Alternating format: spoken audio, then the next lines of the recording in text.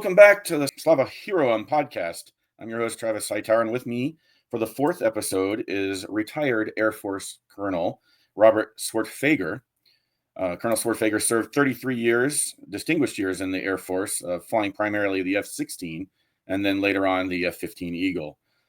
If you aren't all that familiar with the military, you might know fighter pilots have a call sign, and indeed my guest goes by Tigger. And Tigger, I want to thank you really for taking the time to sit down with me. You haven't been retired very long, and it must not feel like you've even had a vacation yet, going back and forth between Kyiv, just being a general advisor to the Ukrainian Air Force since then. Thank you for having me there, Travis and Jar Jar. We go by Tigger and Jar Jar on this episode. Yep. But yes, I don't think I've ever worked so hard since I retired, to be honest. I was not really planning this in the cards. But thank you for having me, and I look forward to the conversation. What a great topic. Oh, well, awesome. I'm so glad you could make it. And yet I haven't told my listeners my call sign before, but it's Jar Jar. And if you find me in the bar sometime, or if you're in the writing group at the taco place, I'll tell you the story behind it. But usually when you talk call signs, you've got to have a little bit of drink and a little bit of celebration or some kind of, it's a gesture of trust between peers. And we'll get into that later. But I think the main goal of this podcast is, as always, is to kind of combat any bit of Russian propaganda that I can. And one of the arms of propaganda that they like to go after is that, this idea that Ukraine about to join NATO provoked them provoked Putin into needing to act. So a lot of people have in their minds that this relationship started to form 2018, 2019, and it got Russia all concerned. But actually, the United States and its military and Ukraine military go way back before that, and you're living proof of that. Tigger, can you tell us about how that relationship started for you and kind of summarize your warrior's journey with them? For me, my adventure and journey with Ukraine began back in July of 2002, so just over 23 years ago. And it was my first time visiting Ukraine, and I was there through this program that it's called the State Partnership Program. And I was a member of the California Air National Guard and California's partner in this State Department DoD effort. Our partner is Ukraine from California, and they matched us up because we had, uh, agriculture and technology base with a big coastline. They say who would be a good partner for Ukraine, and obviously California was a great choice. So the state partnership program began after the fall of the Soviet Union, and this is a way for the United States to have a reason to uh, start conversations with the former Soviet satellites. So uh, there are 13 original partners, and now it has grown to where every state in the United States has a country that they're partnered with across the globe. And we're one of the original ones. And like I said, that was about 75 to 80 passport stamps ago, back in 2002. And we've kept that journey going, luckily, consistently over 23 years. Oh, well, thank you for sharing that. That strikes me as that there were always these partnerships growing, and not with Ukraine. So if Russia was really concerned, I mean, NATO is just a label for a treaty that can be signed, but really you've got um, a relationship forming from the beginning that if they weren't concerned about 20 years ago, why suddenly now? But I don't want to get too political, but because I do want to focus on those relationships. And one thing that fascinates me is the way that the Ukrainians went from being a Soviet style military to trying to form their own identity. When you first started with them, they probably were still trying to shake off some of that Sovietness. Can you tell me how the 144th Air National Guard of California probably helped to kind of help the Ukrainian Air Force in particular set up their own identity separate from anyone else? Sure. And I wouldn't say that they've completely made a transition to the Western doctrine, but they're certainly not back where they started with the Soviet doctrine. And the way that happens is first you need exposure. So they need to see that there's something else out there, something different. Somebody's doing it differently than we're doing it. And then you need repetition. So it just confirms that the first time they saw this idea that it's a real thing. It's the foundation of Western Air Forces, and then you need consistency over time, uh, and your message needs to be consistent. And Western air power doctrine really hasn't changed. We've added technologies and it's modified, but it's the foundation of our air power is always been the same, and is very different from the Soviet way of doing business. And that's one of the goals of the State Partnership Program, was to expose and share and trade best practices. And we did that for a long time, and through many different vehicles, which I'm sure we'll probably get into during this podcast. Right, right. One thing they weren't familiar with was joint operations, if I remember correctly, Air Force to Navy to Army, that kind of thing. So, and they started to kind of pick that up when they were able to have some large force exercises. And you were involved in two large force exercises of note. Operation Safe Skies and then Operation Clear Skies. First one in 2011 and 2018. Do I have my facts correct there? You do. Okay. Safe Skies in 2011 was a trilateral exercise between the United States, Poland, and Ukraine, and it was a exercise designed to help Ukraine and Poland prepare for hosting the Euro Cup. So the 144th Fighter Wing and the California Air Guard, we're blessed to have great sports teams in our state, and we normally it's not too infrequent that we're hosting the World Series or the Super Bowl, and we Yep. do air defense and mass population protection over these giant venues. And with Mhm. Ukraine and Poland going to host the Euro Cup in 2012, they asked us, "Hey, can you come on over and work with us, together with us, and exchange best ideas?" We stayed away from training, the word training at the time, because the doctrine we were working under was Mhm. allowing us just to work together and share best practices. And that was really our first glimpse behind the curtain, so to speak, of how Mhm. the Ukrainians ran their air force, and and and how different they were from us. And then in 2018, after the annexation of Crimea in 2014 and the war already starting, Mhm. we had a different themed exercise. And this one was a USAFE sponsored exercise with 11 nations, led by California, hosted by Ukraine, and that was Operation Clear Sky. And we brought our unit converted from F-16s to F-15s in that in between those 7 years, and we brought Eagles over to Western Ukraine, Staro Konstantinov, and this exercise was focused primarily on air sovereignty and how to protect yourself from an invading country. Okay. No, I hadn't caught that before. That Safe Skies, you guys would have been in the Viper, and then Yep. and because I'm a little bit more familiar with Clear Skies when you guys brought the Eagles over. Um, so that must have been an interesting. Had they even seen the Eagles in 2011? They just had No, seen. I think there was a strike eagle that and a tanker that flew through uh, like the independent states after the breakup of the Soviet Union, but no integration, no interoperability, no exercising together. This was the first time they had seen the F-15, and 2011 was the first time they saw the Viper at the scale that we were doing the exercise. And by the way, some of my listeners, the F-16 is called the Viper as a kind of a nickname from pilots. You might know it as the Fighting Falcon or F-16 Falcon or something like that. But pilots call it the Viper because of its sleek design and how the way the gun case is oriented. But just seems a And little it's bit a more throwback. appropriate. Go It's ahead. also a throwback to it's a throwback also to the original Battlestar Galactica, when their That space fighter yes, was the Viper. And that's right. so no That's the real self-respecting reason. F-16 pilot, no self-respecting F-16 pilot calls it the Fighting Falcon. We Right. all call it the Viper. Right. And Clear Skies, you noticed a big difference between 2011 and 2018 as to the Ukrainian Air Force's proficiency, is what I understand. Yes, exactly. And because it was a peacetime Air Force we were dealing with in 2011, and by 2018, there had already been in combat operations with Russia. They were in a ceasefire in 2018, Now, but typically, many of the pilots.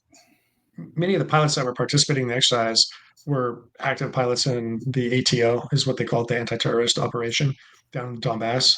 And so it was a completely different theme, different seriousness taken towards this exercise because they were really, uh, at war. I often wondered about that a little bit. Was there time? Did they have deployed units fighting the ATO, and then those guys just didn't get to participate in the exercise, or were they able to switch some back and forth? I think they had selected units and individuals ahead of time to come get exposure to the Western Air Forces. Hmm. So I don't think they rotated units in. However, some of the key players from Mirgorod, Vassal Kyiv, Ivano-Frankivsk, all um, their main fighter bases all participated in the exercise. Oh, okay. And as a command and control guy, this just sort of occurred to me. Typically, in the old doctrine, they would have been almost their fighters would have been completely reliant on GCI direction. Um, did you see an improvement in command and control as well, from being able to just go tactical with more brevity point outs, that kind of thing, and let the pilots do their thing? So earlier I talked about exposure, repetition, and Hmm. consistency. Hmm. Their exposure, the first time they saw like Western style GCI or ground controlled intercepts, Hmm. uh, was during Safe Skies, and it was completely different from what they, like you alluded to. They're Hmm. basically the GCI were controlling the fighters that were airborne, and whereas in the Western doctrine we have commander's intent, rules of engagement, and decentralized execution, and Hmm. that that was probably a shock to them in 2011. They were still Yep. doing a fairly regimented command and control system in 2018, but we did notice uh, a, uh, a beginning of a change. And I imagine, or I can tell you for a fact, today, if you went into the command and control of Ukraine's Air Force, it's evolved even further. It's not Wow. full Western doctrine, but it's, like I said earlier, not Soviet doctrine. It's more of a hybrid doctrine, which uh, gives them kind of an advantage. So nobody really knows their inner workings right now. It's not written down by their adversary. Conversely, Ukraine knows exactly how Russia's doctrine works. So I would put that in the column of advantage for Ukraine. And we will move on to during the exercise Clear Skies. There was a tragedy that happened. There was a familiar flight ride, or a FAM flight. So for those listening, there was a Ukrainian pilot was giving an American pilot a ride in a Su-27 to let him become familiar with that aircraft. And something went wrong. They had an accident. It was fatalities for both of them. Their call signs Ivan and Jethro. Um, I don't know how far we want to get into that, but can you tell me about the humanity of that moment of both nations' pilots figuring out how to deal with that loss? Sure. First of all, it was a terrible tragedy right in the middle of a uh, amazing exercise and event. So you can imagine it was a terrible loss and a punch in the stomach for both sides. And leadership uh, had to make a decision. We're right in the middle of the exercise. Do we first of all, we didn't know what had happened. Okay, and it wasn't for months until the investigation results were released. So command needed to decide: was this a safety of flight issue? Was this, a mechanical issue? Do we continue the exercise? What are the optics? And very grateful for the leadership of both the California Air National Guard, USAFE, and Ukraine Air Force to continue the exercise. And it shows a lot of faith in our partners in Ukraine. Like, hey, training accidents happen. They're horrible and they're a tragedy and it's a significant loss. But this is the nature of our business. And for the airmen that were all associated with this exercise, it was really a defining moment because training together and bleeding together are two different things. And we all moved forward in that exercise a lot closer, knowing that why we're training was important enough to continue training after such a tragedy. So the reason we were there is to help Ukraine uh, develop and come up with tactics, see things that what we were presenting in the exercise and developing them to increase their capability of their inside their Air Force. And the fact that we continued the exercise uh, was absolutely the right call. It was a hard one to make, but we all benefited from it. Uh, I'm glad that was going to be a follow up question, and that makes the story a hopeful one that you were able to complete the exercise, and I'm sure that's where some of these close friendships started to form, or a little bit before that, but I'd imagine they were solidified then because you're really in 2018 we're both nations are fighting similar wars, wars of terror, wars of where you've got insurgents trying to undo the freedom that you'd like to protect. So there was a bond there as well, I'd imagine. I'd like to give a shout out to one of my writing group friends from Ukraine, Stanislav. He really he came up to me last night, as a matter of fact, and he said, I know a lot of Americans that they just, and understandably maybe don't care about this war, but you do. Why do you care so much about Ukraine? And I had to think about it a moment, and I had to tell him because I haven't been involved as closely as you have, but I've been on the ground in two other wars, and I, nothing from difference between Afghanistan and Iraq, but there were always people there that were hungry for freedom, and hungry for peace, for their conflicts to end.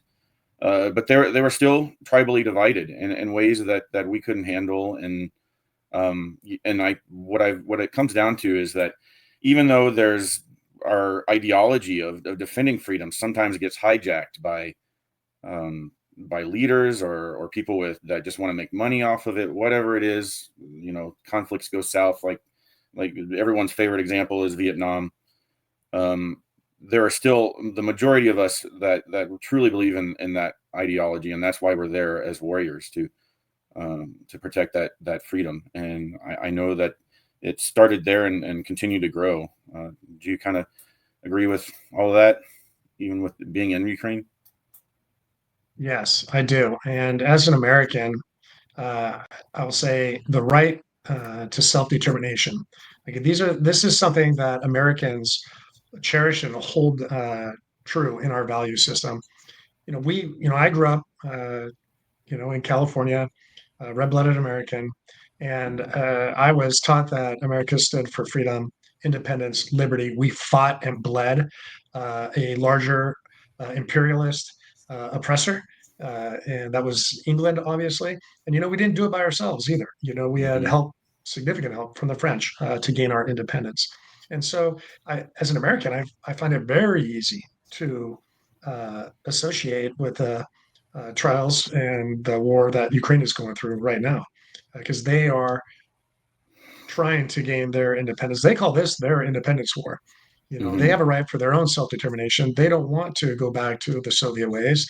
They want to go more towards, or they want to become a European nation and have the liberty, Hmm. a free democracy, have liberties and freedoms that we have.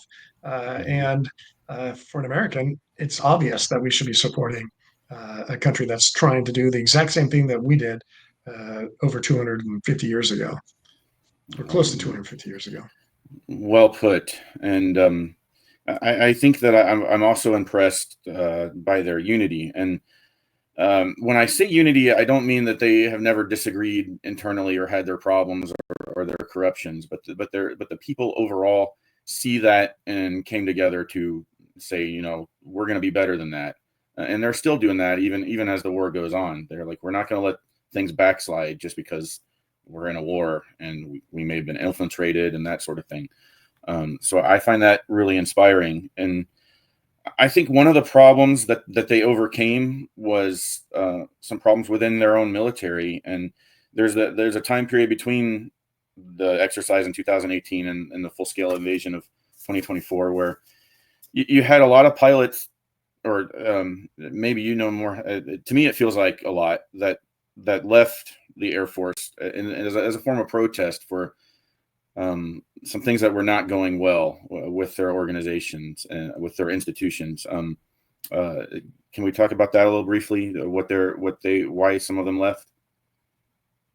Sure, and I don't have everybody's story. One in particular sticks out to me, and that's Juice's story. And I Hmm. know exactly why Juice left, and he was frustrated at the time with the lack of speed at which the Ukrainian Air Force was evolving. Again, probably the downside of exposing uh, Hmm. Ukrainian Air Force to the Western doctrine is like, hey, they saw that we were doing a lot of things that they would like to be doing. And but change is tough and change takes time. And in Juice's case, it wasn't happening quick enough.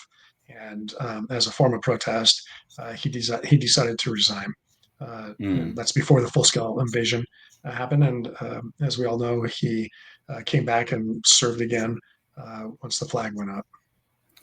Did any of the things that were not evolving fast enough involve safety? The reason I'm asking that is that one of the catalysts seemed to be, through my research, uh, another accident that happened where they lost several cadets on a cadet flight, and I don't know if that was a contributing factor. Yes, that was a contributing factor to Juice's original decision to leave. And that Hmm. was the AN-26 that crashed with almost an entire class of pilot cadets out of Hmm. Kharkiv. It was a Okay. horrible tragedy, and Juice was not satisfied with leadership's response at the time. Oh, well, Juice and Moonfish are featured in my little opening sequence, along with a sniper named Charcoal, call sign. She had a lot of stories going on about her for a bit, and there's of course Roman Hribov, who people may remember as the voice of Snake Island, saying "F you, Russian warship." But those two pilots that are well, there's another. The third pilot is Karaya, which he's become kind of an Instagram influencer, which is interesting for a pilot to become. But I'm glad he's that type of ambassador for Ukraine. But Juice and Moonfish became your good friends, and I wanted to give you an opportunity to kind of describe who those two guys were in your own words. Wow. Yeah, I don't think one podcast would do it justice, Yeah. Jar Jar. But um, so I got to know both Juice and Moonfish as we were preparing for the Clear Sky exercise, and um, specifically Juice as he was like the lead MiG-29 planner for the exercise, and his English was fantastic, and he was all in, as you could say, and he was just a very dynamic young officer and completely enthralled with how we were doing our doctrine on the Western side. And he was soaking everything up like a sponge. And that showed throughout the Clear Sky exercise. And then in 2019, we were fortunate enough to bring over three young officers and three senior officers to California for a few weeks to show them the F-15 and how we do air operations at the 144th Fighter Wing in Fresno. And Moonfish, Alexei was one of those lieutenants that was selected to come over. So him and Juice were two of the three lieutenants. The third one, we'll leave his name out of this podcast, but someday you'll probably be hosting a podcast on him too. Okay. Just an absolute all star. Um, but Moonfish and Juice, they got to come to Fresno, fly in the Eagle Jet, watch our briefs, debriefs, see how we, our different training shops, our weapons and tactics, our stand eval, our flight safety, and just how Western air operations happen. Uh, and we developed a very close bond with all six of those officers, but in particular, Juice and Moonfish. And then And I don't want to Juice, jump you too far ahead. Go ahead. oh, I was gonna say Juice got his call sign during this time, didn't he? Yes. The Okay. famous Juice was named at the 194th Fighter Squadron here in Fresno, California. Hmm. And his call sign was awarded to him because anytime the pilots would go out to a bar or, which we sometimes do, that's kind of our uh, kind of something that pilots do. And Juice would be seen always ordering a juice at the bar, and with a round of beers for everybody else. And so that didn't go unnoticed. And when it came time for our roll call in Fresno, we had an impromptu naming party for Oh Andre, no. and he walked out of there. He walked out of there with the name Juice, and it stuck. And he's now world famous and known as Juice. But I was going to say, That. later on, after the Hmm. war started, when Ukraine was lobbying for F-16s, they sent Juice and Moonfish to Washington, D.C. And thank God my boss, General Dave Baldwin, he was the Adjutant General of California at the time, told me to get out to D.C. and meet up with Juice and Moonfish and basically make sure that they had an escort and somebody to help them throughout the entire week and their engagements with on Capitol Hill, and then also their public engagements with the media and so forth. They had quite the lineup that week, and they were very successful, as we all know. Yeah, they really were. As now we know, Ukraine has Vipers, and with more on the way, and they're getting even better with them. But I was curious during that time. The only thing that I wonder is, was there any deliberation about which fighter aircraft to push for, and was it always the Viper, or did they think maybe we could get F-15s for a little while, anything like that? Yeah, so that was it was a deliberate action on the part of Ukraine to solicit F-16s for their Air Force, and they did it on they had like a matrix of qualifiers that they needed. First of all, it needed to be an upgrade from what they currently have. It needed to be uh, sustainable. They needed to be available. Okay, I mean, Hmm. one of the reasons why they didn't go after the Gripen was because there were just a finite number of tails available for them. Great airplane, amazing Right. airplane, but uh, uh, regional interoperability. I mean, look at you, the Poles have F-16s, Romanians, Bulgarians are getting them. There's thousands of Vipers or hundreds in Europe. Um, and at the time, they didn't know that the coalition would be donating these jets. They were kind of hoping that the United States would find a way to get them F-16s, and as it turns out, Europe did. Um, but there's a list of five things, politically feasible as well. Like of course, they would have asked for F-35s and B-2s and F-22s, but that wasn't politically acceptable. And the Right. 1980s fourth gen fighter, multi-role fighter, was obviously the best choice. And I remember, listening to experts on podcasts like this saying like the F-16 is not sustainable in Ukraine because of the condition of the runways. And here I am, a year after they've started combat operations with the F-16, they're still like aggressively operating those airplanes in country. The Viper's doing great over there, probably still destined to do even more great things in this conflict. And They've been innovative with them. They prove time and time again their innovation. correct. The maintenance crews, the way they're uh, the the amount of time that it took to get maintenance crews trained seems like a small miracle in itself. And then you have mobile maintenance teams that are doing really well. Yeah, I just now innovation sometimes isn't always enough because the enemy is not going to just sit still. The Russians have been uh, improved their Archer, their R-77 Mike. They kind of based it off Chinese technology.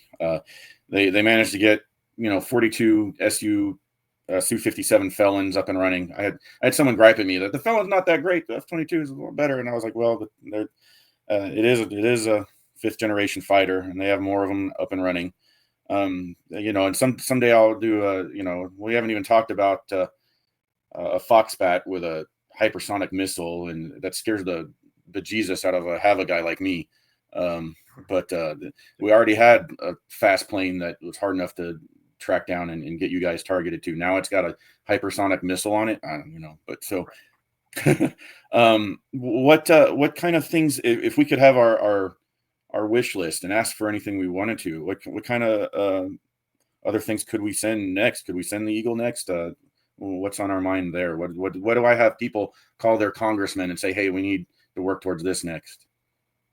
Okay, so let me table that question for just one second. I want to take a step Okay. back and kind of share with your audience that how amazing uh, the fact is that Ukraine is able to operate the F-16s that they have right now, and Mm-hmm. what they're doing. What they're doing has never been done before. So normally, when a Mm-hmm. country like Poland gets F-16s, it comes with a complete support package, from the United States. Every single country in the world that's flying F-16s had a support package, a training package, all these things meshed together because they needed to be successful.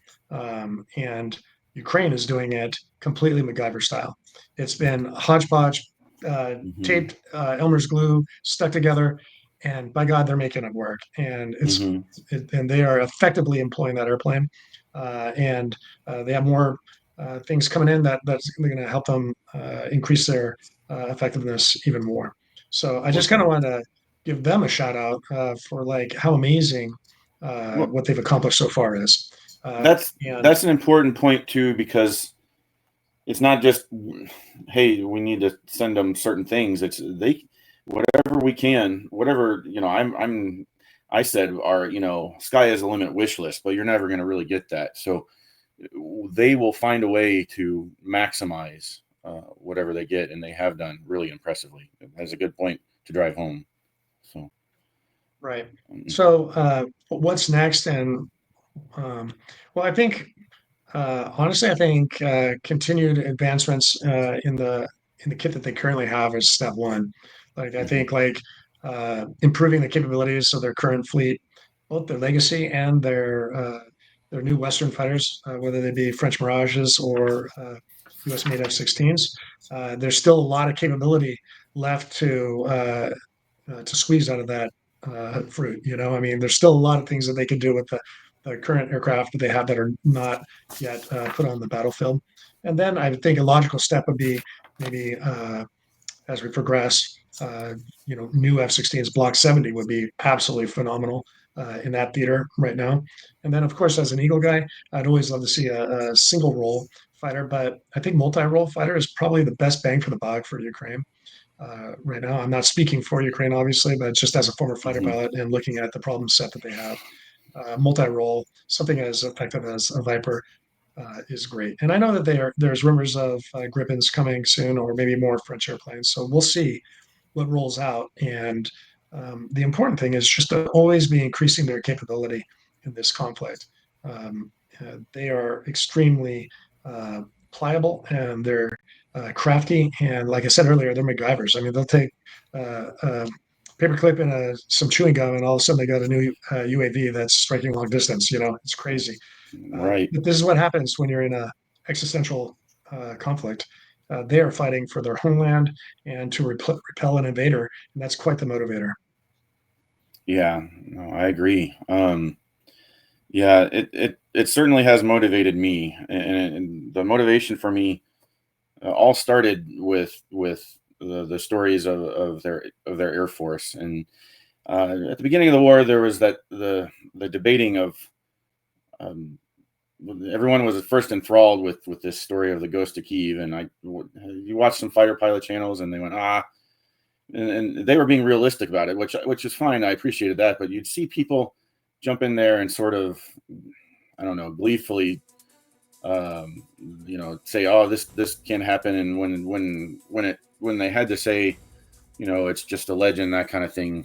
There was people that celebrated that. That made me mad. So that made me want to jump in and say, there's so much more truth to this, and that's what we've been talking about the whole time. It's this effort that they're putting together really is legendary, and you can let legends like that represent what you've done inspire. But I think one of the last points that I had closing is that there's a lot of stories, a lot of individual stories like that I want to tell, that are inspiring, and we can't tell all of them yet.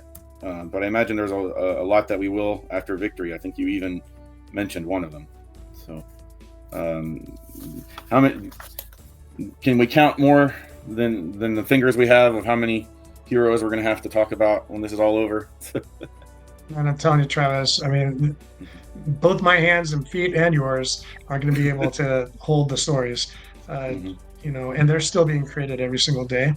Uh, Hmm. the stories that are going to come out of this conflict are going to last for a long time, and they're absolute memorable, heroic deeds by the warriors of Ukraine, uh, and a lot of those are in the Air Force too. So uh, the Ghost of Kyiv, like you talk Hmm. about, it is. Everybody thought this was a fabricated marketing ploy, but every army needs a battle cry, and at the Hmm. time, um, this one was presented by the Ukrainian Air Force. It was the Ghost of Kyiv, and it's based on fact. Believe it or not, it's not. It, I won't go into any names, but the fact of the matter is, the Ukrainian Air Force did down 6 Russian fighters over Kyiv on the first day of the war. And the Hmm. legend has it as it was the Ghost of Kyiv, but it was uh, real pilots from the 40th Tactical Aviation Brigade. They're the defenders of Kyiv, and out of Vassal Kyiv, and they protected their capital that morning and born the legend of the Ghost. And And you Zelensky know, renamed their squadron in a ceremony with that. yes, Yep. absolutely.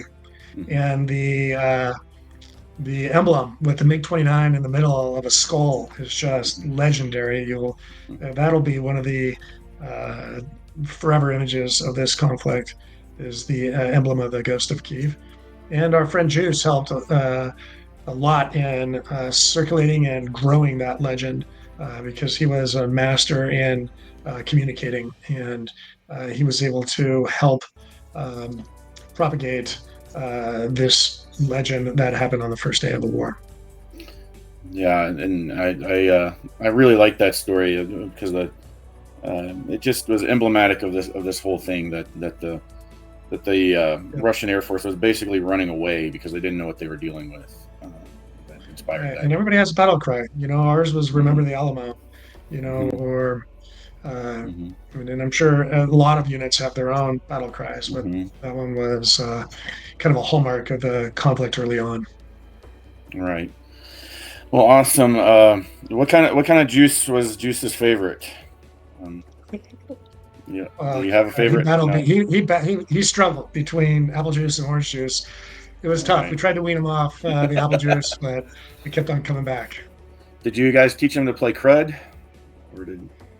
I'm sure. Yes, Juice got Okay. in. Juice and Moonfish both got in a few games of cred, and they Okay. were young and spry, and took their toll on us older pilots. So that's for sure. Well, that's awesome. Well, then I'll pour one out for Juice next time I'm with friends. And I should have had one right here with me, but I don't. But Tigger, I really appreciate this once again. This has been amazing insight, and I hope some people are inspired, and that some people have learned some more truths today. And you know, glory to the USA if we get our act together, and Slava Ukraini. So, Harom Slava, and thank you for what you're doing, Jar Jar. Uh, Communication is the key, and getting this information out and battling the disinformation, which is like an avalanche coming from the other side, is a duty. And I'm happy to help anytime. And I really appreciate what you're doing. oh, thanks, Tigger. That means a lot.